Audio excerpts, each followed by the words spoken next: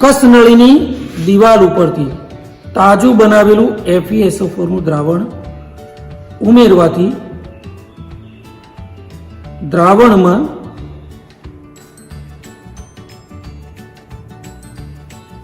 આપ જોઈ શકો છો બે પ્રવાહીના સંગમ સ્થાને કથ્થાઈ રંગની રિંગ મળવી જોઈએ. જો આ કથ્થાઈ રંગની રિંગ મળે તો દ્રાવણમાં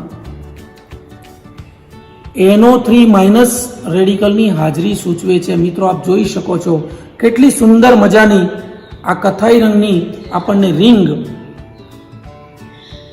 સરફેસ ઉપર જોવા મળે છે.